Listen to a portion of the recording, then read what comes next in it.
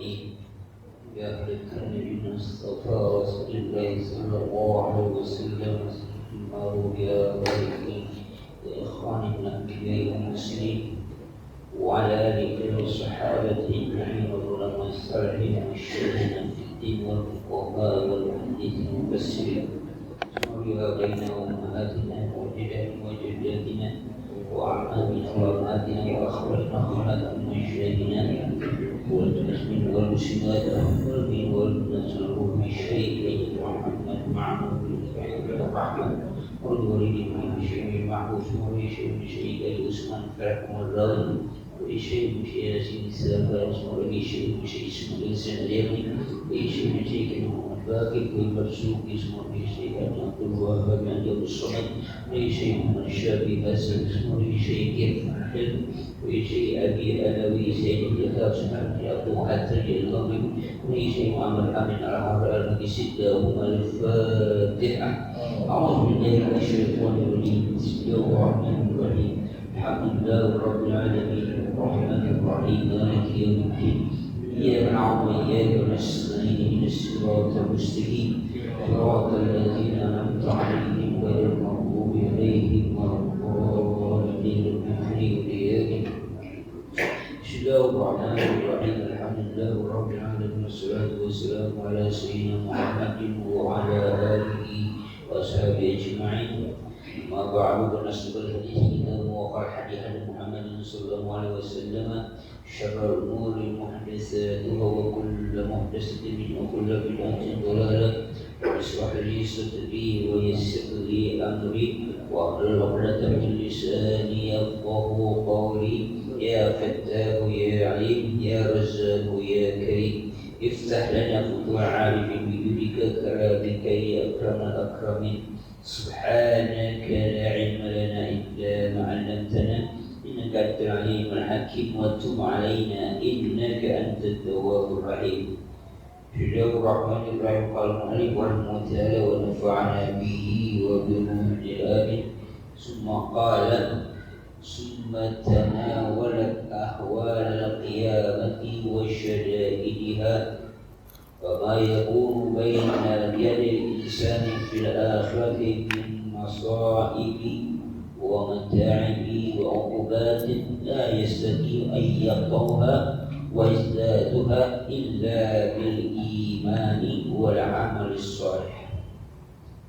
Kemudian surah ini beralih menceritakan tentang keadaan hari kiamat, artinya huru-hara hari kiamat, wasyadaidiha dan kedahsyatan hari kiamat.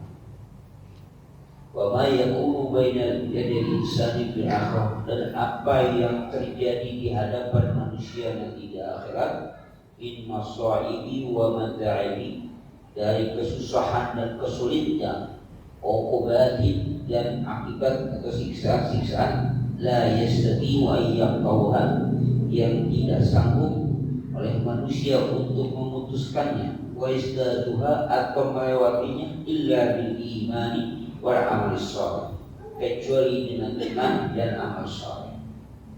Jadi kemarin karena sudah kita bicarakan bahwa orang-orang kafir beranggapan dengan cara menafkahkan harta mereka untuk mencelakai Rasul, untuk menghalangi dakwah Rasul, itu memberikan manfaat nanti di akhirat. Langsung dijawab oleh Allah Subhanahu wa Ta'ala, itu semua tidak akan berpengaruh pada siksaan mereka di akhirat.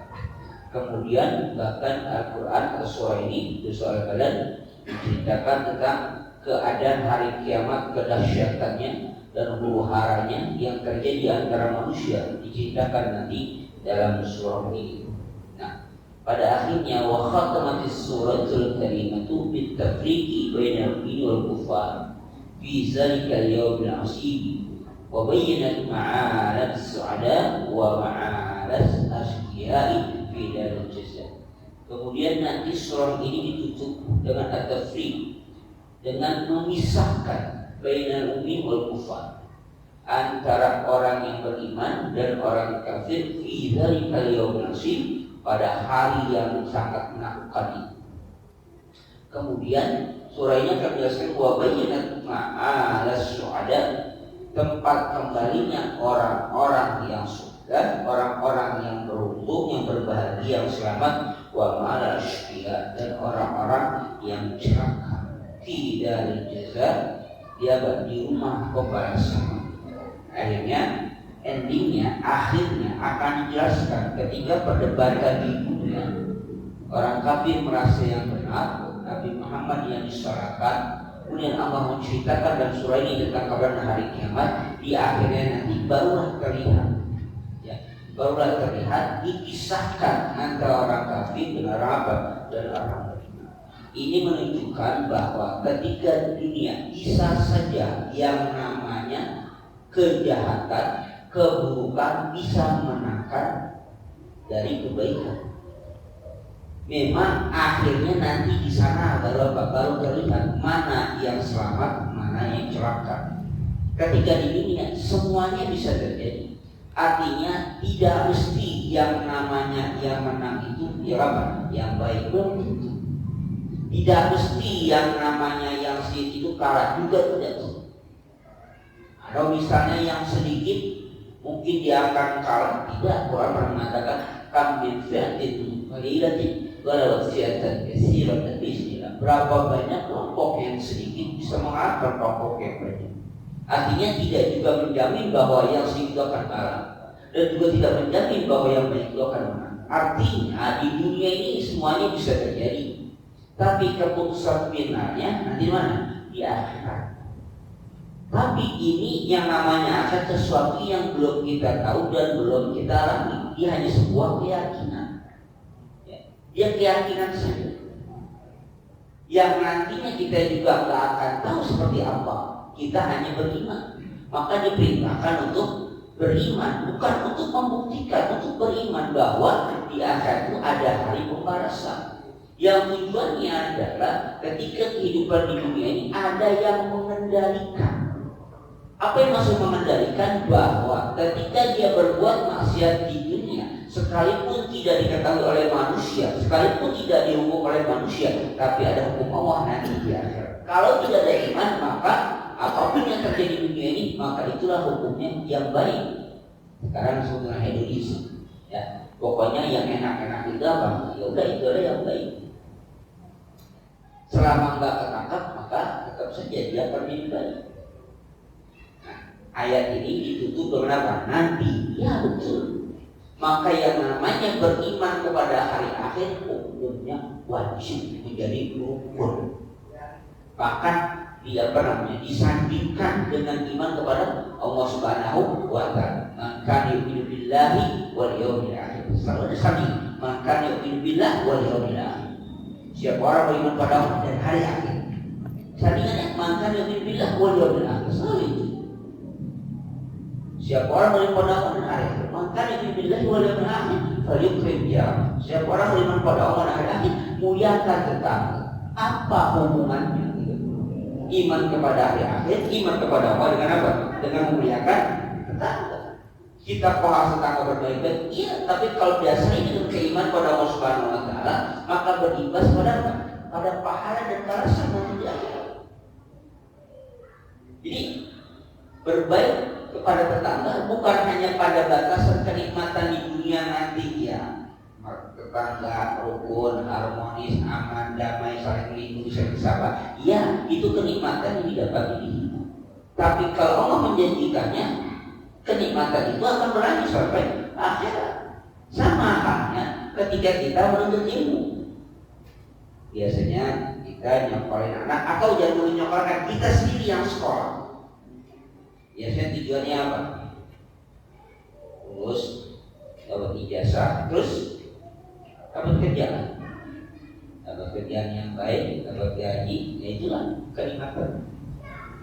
Ketika kita menuntut ilmu atau sekolah, tujuannya apa? Pokoknya kan ijazahnya bisa dipakai untuk melamar kerja, selesai. Tetapi Nabi nggak ngajarin sampai situ, Islam nggak ngajarkan sampai situ, lebih panjang lagi cita-citanya. Man salaka thariqan yaltamisu bihi man salaka thariqan ilal jannah. Siapa orang yang menempuh jalan untuk menuntut ilmu, Allah mudahkan dia jalan menuju surga. Islam lebih jauh lagi, bukan hanya pada batas kenikmatan dunia nanti punya ijazah bisa kerja, tidak. Tapi sahalau maut korikon tidak bisa. Allah akan apa? Akan mudahkan jalan dia menuju surga. Kenikmatan surga bisa didapati di dunia dalam tanda kutip nikmat di dunia, ya, tapi sampai akhirat itu juga pendidikan. Jadi jauh ke depan, lebih panjang dibandingkan cita-cita yang pendek kita yang hanya level dunia. Maka di surah ini, di surah Al-Balad ini, akhir dari kehidupan itu setelah pertarungan di dunia, artinya antara orang kafir dengan orang yang beriman di kota Mekah yang begitu ambisius, orang kafir menghancurkan Rasulullah dan agama serta pengikutnya. Ketika di dunia mengorbankan harta, sudah sampai perang, bertarung segala macam, dan mereka juga pertahankan keyakinan bahwa mereka itu benar. Endingnya, akhirnya nanti di akhirat ketemu Subhanahu. Tapi sekali lagi, akhirat harus didasari dengan keimanan. Maka oleh karena itu orang-orang yang beriman ketika mereka bertahan, mempertahankan akidah, berperang, mati, itu jaminannya adalah syahid. Tapi bagi orang-orang di luar itu, pahlawan itu, ketika mereka berperang, menjadi harapan mereka adalah harta rampasan perang, ghanimah. Bagi orang beriman tidak. Ghanimah itu hanya bagian kecil dari tujuan mereka. Apa? Mati syahid, masuk surga itu. Maka itu asal, itu gak ketahuan. Ya, dia memang dekat, tapi dia didasari dengan keimanan. Maka perbuatan apapun yang didasari dengan keimanan, maka dia bernilai pahala, dia bernilai ibadah. Perbuatan apapun yang kayaknya ibadah, seperti ibadah ritual, tapi didasari dengan keimanan karena Allah, tidak bernilai ibadah. Ya, apapun itu. Alladzina hum an salatihim alladzina hum yura'un. Ya, kelihatan dia salat. Ya, kelihatan dia ibadah. Tapi bukan karena Allah Subhanahu. Bukan dari ibadah. Padahal kelihatannya apa? Ibadah betul. Salat dia di masjid. Betul. Kelihatan sekali ibadah. Tapi ternyata yura'un. Hanya apa? Dilihat oleh manusia. Dia sedekah, dia rajin, dia datang ke fakir miskin, ke masjid, sedekah banyak macam-macam. Nggak tahunya cari. Kalau udah nggak cari lagi, nggak sedekah. Ya. Jadi apa? Mungkin lihat ibadah sedekah. Saya datang ke masjid, beri sumbangan karpet sekian ratus meter. Nggak kepilih, diambil lagi tuh. Bukannya sombong itu sini nggak ada sombong. Ya kelihatannya ibadah betul. Orang betul kok mau ngasih sumbangan betul luar biasa. Tapi ternyata tak benar ibadah. Tapi ada yang kita anggap itu kerjaan dunia. Itu kerjaan dunia, nyari duit. Pagi-pagi berangkat, bapak-bapak berangkat, macam-macam profesi. Bawa motor, bawa mobil, bawa sepeda sekali, pulang sore nyari duit. Apa kata orang mau nyari dunia mulu? Kalau tanya akhirat, coba sholat berjamaah masih ngaji kayak gitu.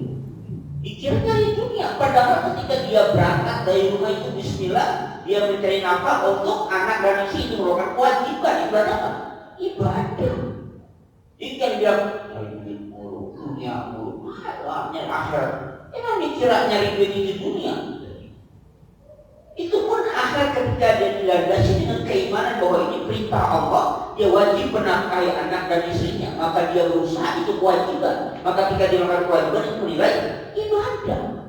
Tapi yang kelihatannya ibadah belum tentu ibadah. Jadi jangan menilai orang dengan apa aktivitas yang kelihatan belum tentu. Jadi akhir surah ini nanti apa? Itu yang kalian ceritakan ketika perdebatan di dunia yang merasa orang kafir, merasa mereka yang paling benar, mereka menampakkan harta segala macam. Maka apa? Yang menyelamatkan mereka iman wal amal saleh. Iman dan amal saleh. landasan perbuatannya didasari dengan iman. Tapi iman itu kemudian diaplikasikan dengan amal soleh. Maka alladzina amanu wa amilus sholihah. Enggak cukup hanya iman saja, tapi ada amal soleh. Amal soleh itu adalah pembuktian dari keimanan. Jadi bukan iman itu berarti sudah beriman selesai, enggak. Tapi buktikan keimanan itu dengan amal soleh. Banyak orang. Jadi amalan apapun ketika dilandasi dengan iman namanya amal soleh. Tapi perbuatan baik apapun kalau tidak dilandasi dengan iman bukan amal soleh. Apapun, sedekah kita katakan sedekah sumbangan kepada sedekah daripada sumbangan. Ketika sumbangan itu didasari dengan iman tidak menjadi sedekah. Tapi ketika itu jadi iman jadi sedekah, dinilai beribadah. Jadi landasan apa? Iman wa amal saleh. Ya, ada dong orang kafir misalnya non muslim menyembah barang ya, tapi nggak dijadikan apa? Amal saleh. Tapi ada kebaikannya. Semua juga ada kebaikannya. Secara manusia ada kebaikan. Tapi apakah dia bernilai untuk di mata Allah sebagai amal saleh? Belum tentu. Tapi apakah Allah zalim ketika mereka membantu di dunia, dermawan di dunia, nggak dibalas Allah subhanahu. Tapi pembalasan di mana? Di dunia. Kenikmatan yang mereka boleh di dunia. Tapi bagi orang beriman, nah ada lagi nanti yang lebih panjang dari itu. Di mana? Di akhirat. Kenapa? Karena diyakin adanya akhirat. Karena diyakin adanya akhirat. Bagi orang beriman, yakin adanya akhirat. Tapi yang nggak beriman, nggak ada akhirat, sudah puas-puasin saja di dunia, selesai. Nanti kita baca ayatnya apa? Berakhir dengan apa? Pemisahan at-tafriq baina kafir wal mu'min. Ya. Al-lughah ini tafsir al-lughah, tafsir huruf bahasa. Kabar pada ayat laqad khalaqnal insana fi kabad. Mana kabar? Al-kabad asy-syiddatu wal masyaqqah. Susah, sulit. Wasuhu min kabidar rajul kabdan idza waja'at kab. Yang namanya kabad itu asal kata dari kabidar rajul kabdannya apa? Waja'at kab, apa? Susah, sulit ya. Maka kemudian sumasqobila fi kulli ta'abin wa masyaqqatin. Kemudian kabad itu segala sesuatu yang susah, yang sulit untuk dicapai namanya kabad. Makanya dapat khalaqal insana fi kabad. Nanti apa maksudnya kita akan baca nanti. Maka dikatakan apa? Wa minhu al-mukabadatu lil muqasati syada'id. Untuk apa? Untuk penderitaan yang sangat menderita disebut apa? Mukabadah. Maka ayat Quran mengatakan laqad khalaqal insana fi kabad. Demi sungguhlah kami ciptakan manusia fi kabad. Kenapa? Masyaqqah, susah, syiddah, berat. Taham ya. Nanti kalau kita baca pada ada apa kata-kata iktahama di ayat selanjutnya itu, maka kemudian apa yang masuk iktahama? Iktahama al-iktiham ad-dukhulu bi syur'atin wa syiddatin, masuk dengan cara yang cepat dan keras, itu namanya iktahama ya. Jadi kita akan baca fala tahamal aqabah. Kata kama adalah masuk dengan cara cepat dan keras ya. Nanti itu terkait dengan apa? Dengan masalah hari kiamat ini. Terjadinya sangat cepat. Maka kata yuqalu iktahamal amru wa tahamal ismu idza rama nafsahu fihi biduni wawiyatin ya. Jadi ketika dia melemparkan dirinya, ketika dia melakukan sesuatu tanpa berpikir, itu namanya iktahama cepat.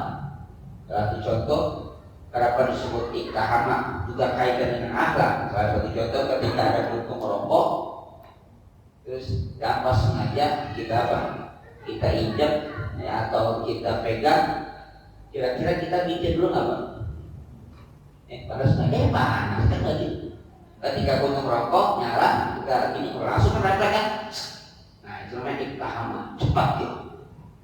Jadi kalau namanya kerja apa, perbuatan yang dilakukan tanpa berpikir. Jadi ketika kena bunga gitu, atau ini panas gitu, ketika kita gini, kalau dia panas, pikir apa langsung reaksi lah. Panas lagi, langsung lah itu kita. Nanti kita akan lihat kenapa Al-Quran menggunakan kata iktiham sangat cepat. Karena hari kiamat kaitan apa? Dia sangat cepat, tanpa disadari oleh manusia, peristiwanya sangat cepat. Tiba-tiba jadi rusak, hancur saja. Kemudian al-aqabah itu artinya at-tariqul wara'u fil jabal, ya. Itu artinya jalan yang sempit di gunung, itu namanya aqabah.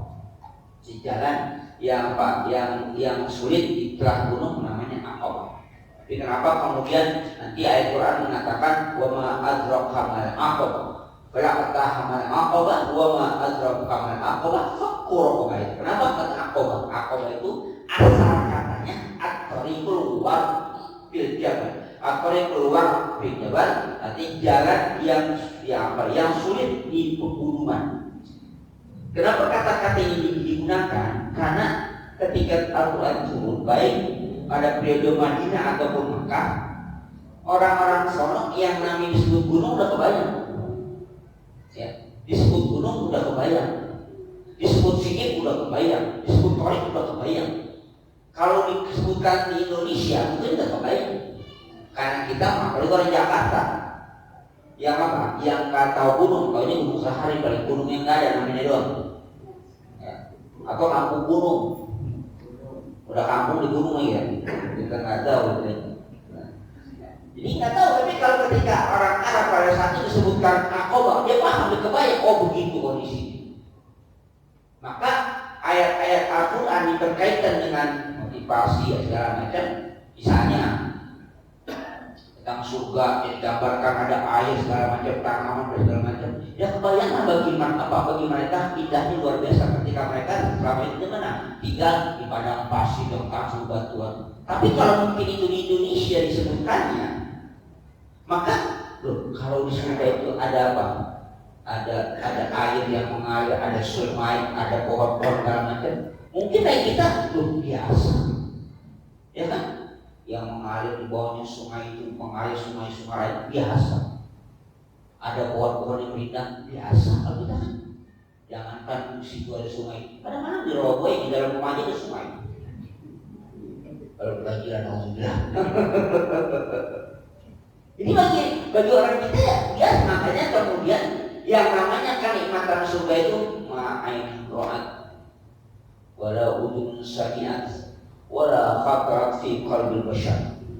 Yang namanya surga itu sesuatu yang tidak tergambar dan tidak pernah terbayangkan oleh pandangan mata kita keindahannya. Wala udun sami'at, yang tidak pernah tergambarkan kenikmatan suaranya seperti kuping kita mendengar. Bahkan wala khatarat fi qalbil bashar, dan tidak pernah terbayangkan kenikmatannya di khayalan kita pun nggak terbayangkan. Ini akhirnya misalnya sesuatu ya pokoknya enak banget lah. Tapi kalau dibayangkan, digambarkan sesuatu yang kayak macam itu, maka orang Indonesia mungkin, tanda kutip mungkin saja dikatakan apa? Yang biasa. Maka orang Arab datang ke Indonesia waktu dulu begitu heran, luar biasa. Lihat rumput yang hijau, lihat pohon-pohon yang besar, lihat sungai-sungai dan luar biasa. Maka apa? Terkagum-kagum. Nah, artinya ketika disebutnya aqabah, seperti jalan di setelah gunung, bagi orang Arab kebayang, oh itu maksud. Tapi bagi orang kita nggak kebayang. Gimana ya nggak kebayang? Fakku tahrish syai' fi syai'. Fakku itu apa? Tahrish syai' fi syai'. Membersihkan sesuatu disebut fak. Nah, katakan fakat terhab, aku apa? Aku lepaskan. Kata waktu aku bersihkan, aku lepaskan al-hab, apa itu? Tambang tali. Maka fakatul asyir ayyafalahu minal asri. Fakatul asyirnya aku lepaskan tawanan. Dari apa? Dari posisi sebagai tawanan dilepaskan. Maka itu dipakar. Ya, nanti kita akan lihat kenapa kemudian Allah mengatakan wa ma adraka mal aqabah fakkur aqabah. Ya. Kenapa difaku rokok? Kenapa kata faku? Difaku apa? At-takhlis, membebaskan. Kata rokobah itu ini batang leher. Kemudian kata rokobah itu menjadi arti perbudakan. Maka faktor rokobah membebaskan perbudakan. Salah satunya. Kenapa kemudian ayat-ayat ini, tafsir ini diterjemahkan satu kata, ini harus kita pahami dalam Al-Quran. Setiap kata mengandung makna, setiap makna mengandung tafsir, setiap tafsir mengandung pemahaman. Jadi setiap kata yang pada ayat ini, pada kata itu mengandung makna. Setiap makna mengandung tafsir, setiap tafsir mengandung pemahaman. Nah, artinya kenapa Allah menggunakan kata ini, kata ini, itu menjadi penting. Ya, bisa. Ketika Allah menggunakan kata doroba, ada ja'ala, ada khalaqa. Ayat inna Allah la yastahi ayyadriba masran, ayyadriba masran ma'aqawlah. Ia tiba di sana, ia diartikan mengukur. Allah tidak menarik menjadikan masa perumpamaan ma'aqawlah seperti nyamuk. Pokok yang lebih dari nyamuk pun Allah nggak mau. Kenapa kemudian Allah menggunakan kata yadriba? Bukan kata apa? Bukan kata-kata yang lebih menunjukkan apa sejarah gitu. Nah, mengapa? Nah, kata-kata itu menjadi penting. Karena di sana ada unsur pemaksaan pada orang untuk menerima. Kenapa? Karena orang-orang kafir pada saat itu mempertanyakan kenapa Allah ciptain nyamuk sih? Kenapa nyamuk itu diciptakan kalau nggak ada faedahnya? Nggak ada manfaatnya. Tapi mengatakan inna Allah la yastahi ayyadriba masal, dia tidak masal menjadikan perumpamaan serupanya yang kemudian baru diketahui oleh orang-orang, oleh masyarakat kita terutama bahwa ternyata nyamuk banyak manfaat. Ya kan? Mana ada manfaatnya? Orang nyamuk mengganggu kita. Ya gara-gara nyamuk ada pabrik obat nyamuk. Ya kan? Gara-gara nyamuk ada apa lagi? Belum macam-macam, ada raket. Ya kan ya? Raket itu yang raket-raket itu. Gara-gara nyamuk, aduh macam Pak. Ya, ada kelabu gitu. Tahu ini yang pernah. Ada sekarang nggak ngerti bakal kelabu. Nah, yang itu ada kelabu emangnya. Kalau kata obat nyamuk sekarang seperti mau kagak pakai apa tuh? Kalau kita timbul ya timbul ya dibakar tuh gitu nanti yang menjadi yang kering, udah nikmat banget asapnya itu. Pagi-pagi kita nyari, dan sore kita nyari itu yang udah kering-kering, dibakar tuh nikmat banget. Ada manfaat ada. Maka orang sekarang kemudian bertanya dan bukan bertanya menggugat udara. Kalau emang babi itu haram, kenapa sih Tuhan menciptakan gitu ya? Sekarang juga ada muncul ya. Kalau babi itu haram, kenapa diciptakan? Ya, babi enak kok pergi, kata orang soal. Kenapa diciptakan? Apakah setiap diciptakan telah dimakan? Kan tidak. Dia ada manfaat ada, tapi bukan semuanya untuk dimakan. Bukan untuk dikonsumsi, ada setiap. Jadi Allah menciptakan apapun di dunia ini tidak ada yang abadi. Tidak ada yang sia-sia. Semuanya ada kan? Ada manfaatnya, semuanya ada faedahnya, semuanya ada peruntukannya. Tapi terkadang kita nggak tahu apa peruntukannya, apa faedahnya, apa manfaatnya. Ini apa kita juga dulu dari dulu pernah makan manggis kan ya? Habis makan manggis kulitnya dibuang. Sekarang, dikoretin orang ini kan? Dulu kita bukan. Dulu kita juga bicarakan siapa yang dulu berani ngujak Aceh, tidak ada baunya naudzubillah. Tahu nggak Aceh? Tahu kan? Ya, sekarang dibudidayakan. Mana ada orang dulu nanam pohon mengkudu nggak ada kerjaan itu. Sekarang dibudidayakan. Ya.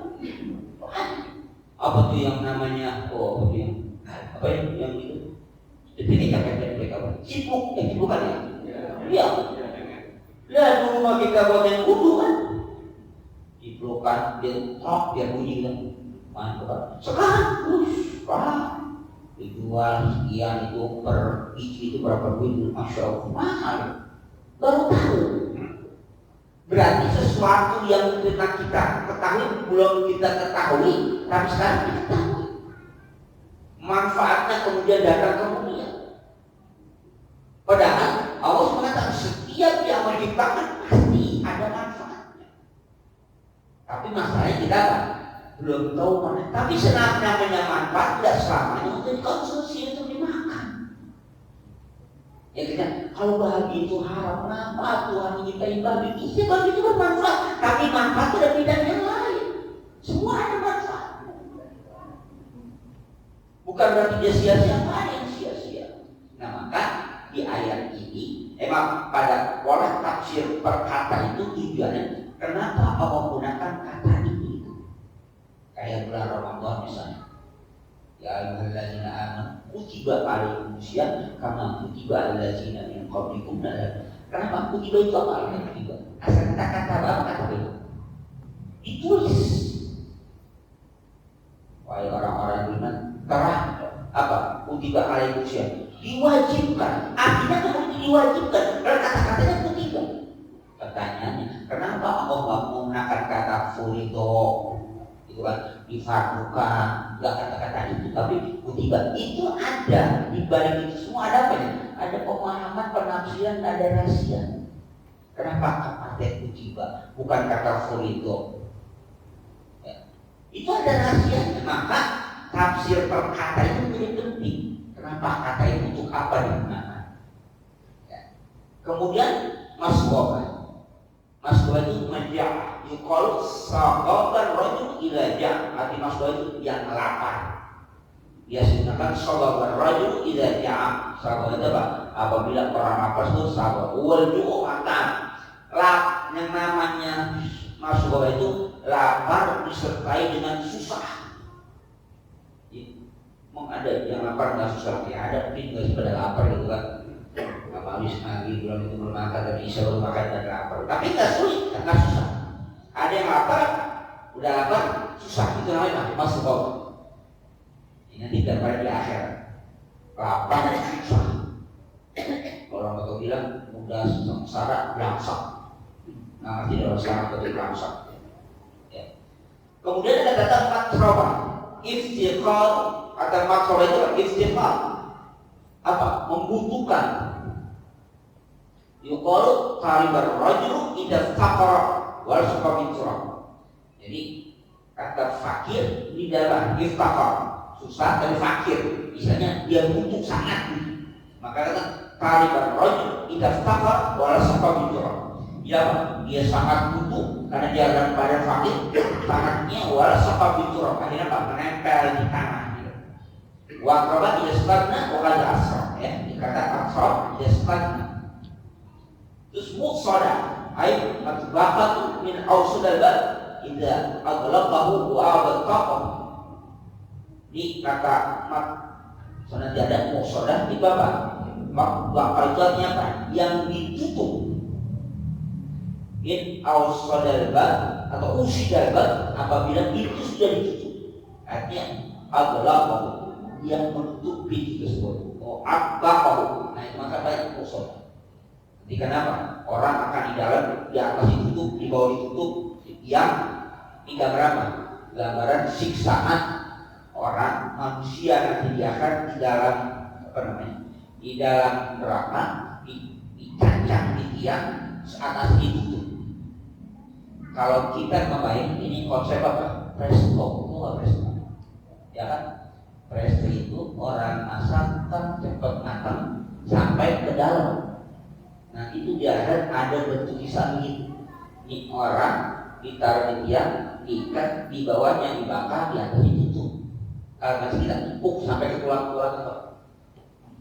Ini konsep apa? Konsep presto. Presto dia. Di kok itu kan sampai apa? Akhirnya beberapa menit dalamnya sampai apa? Itu yang namanya tulang sampai empuk karena saking panas itu apa mana-mana. Kalau nggak mana-mana itu. Dulu Pak, dulu kira-kira kita pernah nggak Pak sengaja warung beli makanan kucing? Ada nggak? Nggak pernah Pak. Kucing kenyang belum Pak? Makan tulang pedang, makan tulang ayam. Sekarang Pak, nggak kebagian tulang Pak. Semua dipukin semua. Air putih kasihan. Tapi manusia pikiran panjang. Sekarang ada khusus toko makanan kucing Pak. Iya ada Pak ya? Iya. Ada toko makanan kucing khusus. Makan yang model ini, kalau udah doyan kayak ini, kalau mau doyan pakai gitu. Ada yang ada yang basah, ada yang kering dia sekarang kan. Kalau dia yang kering ini makan, kalau dia doyan ada yang basahnya, ada vitaminnya. Kalau ini doyan kasih duit aja buat belanja sendiri. Kucing nggak berlaku. Kadang-kadang dikasih sekarang Pak, kucing dikasihkan pedang, nggak doyan Pak. Cium tinggal. Nah, sombong banget. Kita aja makan pedang nasi sudah di luar beda, kucing cium, dia tinggal. Mana ini kucing? Pernah kan gitu? Ini enggak kemakan ada kucing enggak mau. Kata anak saya, dia mau ngadoyan gituan. Doyannya apa? Apa tuh namanya tuh ya? Bukan kayak keringnya khusus makan dia. Apa ini sering beli yang kayak kacang gitu. Iya, doyan dia. Padahal dia mah nggak biasa makan gituan. Lo kucing sombong banget. Makan semua biasa gitu. Dia nggak mau dia makan apa. Nah kalau kita tuh kayak dibohongin nasi berapa semua gitu kan ya. Kasih kucing bukannya kalau ada yang. Apalagi kalau dulu makanan yang maaf yang basi, ikan yang itu kan ngira kan sekarang makan apa?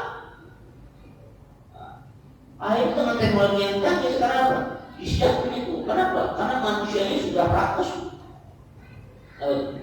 Tulangnya jadi makan. Tapi yang lebih menderita lagi bukan hanya binatang. Kalau tulang itu dimakan, apa? Jin. Karena jin itu makannya tulang. Maka kata Nabi, kalau istinja jangan pakai tulang. Ya. Istinja jangan pakai tulang. Yang nggak boleh dia pakai tulang. Kenapa? Karena tulang itu makan saudara kamu. Jadi dia tulang itu sesuatu yang terhormat.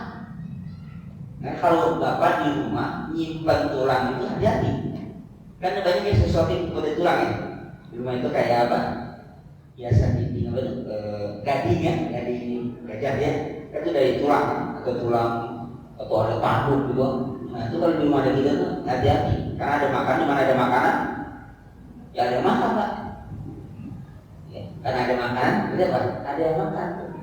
Jadi dia simpan yang bapak simpan kan di tembok gitu kan, atau di pintu gitu, tulang-tulang kayak gading, kayak apa namanya itu tanduk itu kan tulang. Berarti kan dia makanan, ada yang nyamperin, dia makan itu, kan itu makanan yang kita kan. Maka itu pernah ngajarin kalau buang tulang apa namanya, baca bismillah, berharap yang makan tulang itu jinnya di muslim, biar dia kafirnya kurus-kurus gitu kan. Dia bilang kalau yang makan yang muslim, dia kafir kurus malah ganas dia artinya. Ya kan ya? Kayak apa? Kenapa? Bangsa jin pun ada yang muslim, ada yang kafir juga. Ada yang cara bismillah, biar apa? Biar jin muslim yang makan gitu kan. Sekarang sudah tidak seperti ya. Maka kata Muqtada ini nanti dalam teorinya akhirnya dibentuk apa? Mungkin saja hayalannya sekarang seperti apa? Di presto. Siksaannya apa? Dalam neraka, diikat, di bawah diapi, di atas ditutup, memutar itu apa namanya? Panas. Maka apa? Yang sampai remuk ke tulang-tulang. Ya kalau bahasa kita itu gambaran siksaan macam itu. Kalau siksaan macam itu semua orang pasti nggak mau. Tapi pertanyaannya apakah itu ada? Karena dasarnya hanya dengan iman. Karena dasarnya apa? Dengan iman. Ketika dia melaksanakan iman, kemudian dia beramal soleh supaya tidak mengalami masa yang sedih. Ya, jadi apa? Karena dasarnya iman. Oleh karena itu periode dakwah Rasulullah ketika di mana? Di Mekah. Dasarnya apa? Akidah, iman, percaya. Kalau udah percaya, hukum apapun, perintah apapun akan dilaksanakan. Kalau nggak percaya, sulit Pak. Jadi apapun yang diperintahkan, kalau dia sudah percaya pasti kerjakan. Maka kemudian seperti sekarang bulan Rajab, ya bulan Rajab benar ya, bulan Rajab yang katanya apa, peristiwa Isra Mi'raj yang hikmahnya ada perintah sholat, itu kan terjadi udah akhir Rasulullah periode Mekah, dikatakan 3 tahun 10 kenabian sebelum Nabi hijrah ke Mekah Madinah, itu baru perintah sholat. Setelah Nabi berdakwah selama 10 tahun baru perintah sholat. Setelah pindah ke Madinah pada tahun kedua Hijriah baru ada perintah puasa pada waktu perang Badar. Tahun 3 Hijriah baru ada perintah zakat. Baru tahun 10 Hijriah baru ada perintah haji. Jadi Nabi sudah berdakwah selama 20 tahun lebih baru ada perintah haji. Jadi sholat itu diwajibkan yang setelah selama 10 tahun Nabi berdakwah. Diajarkan akidah, ditanamkan akidah, ditanamkan ketauhidan, baru ada perintah sholat. Setelah sholat pada tahun awal sebelum Nabi hijrah, itu 10 kenabian sebelum hijrah. Kalau tahun 2 hijriah Nabi pindah ke kota Madinah, baru ada perintah apa? Puasa Ramadan. Sebelumnya ada nggak? Ada. Cuman puasa apa? Yang kita sebut apa? Puasa Asyura. Itu dulu wajib. Puasa Asyura itu dulu wajib. Kita sebutnya Muharram ya. Muharram itu wajib. Sebelum puasa Ramadan. Nah, setelah puasa Ramadan diwajibkan paman sya'a, paman sya'a, balisuk paman sya'a asal. Siapa yang mau puasa? Puasa. Maksudnya puasa 10 Muharram. Paman sya'a asal. Nah, kalau lewat umumnya sama KPU.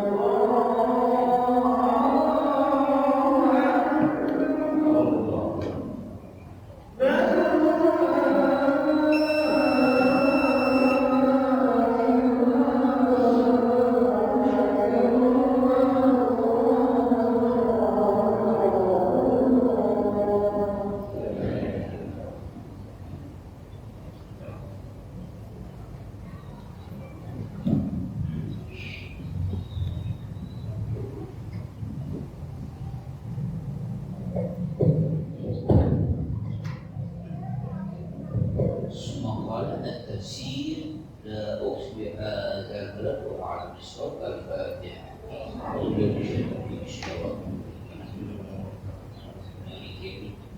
Ya Allah ya Muslim, ya Muslim,